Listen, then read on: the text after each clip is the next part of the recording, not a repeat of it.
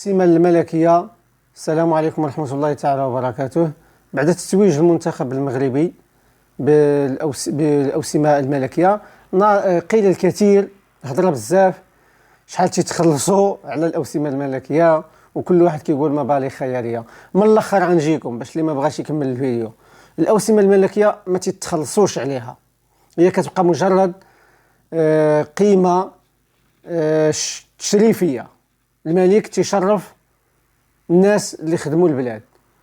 من الاخر الأوسمة الملكية بطبيعة الحال عندها نظام خاص بها. كاين مجلس سميتو مجلس الأوسمة اللي كيتكون من الرئيس الأعلى اللي هو الملك، ومن رئيس الديوان اللي هو وزير القصور والأوسمة، ومن النائب ديال رئيس الديوان اللي هو مدير التشريفات، وكاين أعضاء وحدة أخرى. الأوسمة عندها جوج ديال الأنواع، كاين الأوسمة الخصوصية والأوسمة الوطنية. الأوسمة الخصوصية ما مكتوبش عليها الكثير، لأنها كتبقى خاصة بالملك. الملك هو اللي كيختار الناس اللي يعطيهم هذه الأوسمة، وكذلك الوزراء، ولكن بعد موافقة الملك. عندها نظام خاص بها، واللي عنده شي معلومات في الموضوع يفيدنا بها. في حين أن الأوسمة الوطنية هو المتداول، هم اللي عارفينه حنايا، وفيها أنواع. كاين الوسام المحمدي، غنبداو من الأعلى إلى الأسفل. الوسام المحمدي اللي تعطى لرؤساء الدول. كاين وسام الاستقلال، طبعا يمنح للناس أو منح للناس اللي ساهموا في استقلال الوطن. كاين وسام الولاء، تتعطى للناس اللي برهنوا على ولائهم وإخلاصهم للوطن. كاين وسام العرش، تتعطى للناس اللي قاموا بخدمات مدنية وخدمات عسكرية. كاين الوسام العسكري، تتعطى للناس اللي قاموا بأعمال مميزة وقت الحرب. ملي كتكون الحرب كتعطى القوات المسلحة، الضباط، الدرك.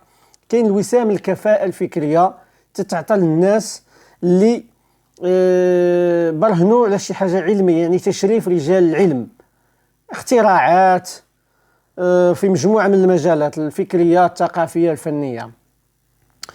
وكاين وسام المكافأة الوطنية، وكاين وسام الاستحقاق العسكري، وكاين وسام الاستحقاق الوطني، وكاين الوسام العلوي. وكل هذه الأوسمة اللي ذكرنا تنقسم إلى الدرجة الممتازة اللي هي الحمالة الكبرى، ضابط كبير، قائد، ضابط، ثم فارس. هذه الأوسمة هذه، والسؤال المتداول حاليا في المغرب، واش كيتخلصوا عليهم؟ كما قلت في بداية الفيديو، ما تيتخلصوش عليهم. بالعكس، أن الناس اللي عندهم وسام هما تيخلصوا عليه واحد القيمة رمزية سنويا، كتبدا من 5 دراهم حتى لديال 100 درهم، كديرها في الخزينة العامة. ولكن كيبقى الوسام واحد التشريف، واحد التكليف. تصور معي أخي الكريم أن الأب ديالك تيقول لك الله يرضي عليك، كتعاوني ولدي أو بنتي، الله يعطيك الخير.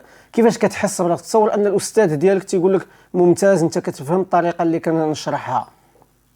تصور رب العمل ديالك تيطبطب لك على الكتف ديالك وتيقول لك مزيان، كتعجبني الطريقة اللي كتخدم بها، الإنتاجية ديالك. فكيفاش كتكون المعنويات ديالك؟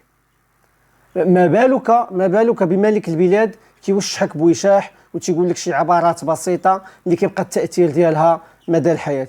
وسام كتشرف به انت والعائلة ديالك، المدينة ديالك، وليداتك، ليس إلا أو أكثر، أكثر شي حاجة كثيرة. هذا هو اللي كاين في الأوسمة. كنتمنى أن الفيديو يكون مفيد. السلام عليكم ورحمة الله تعالى وبركاته.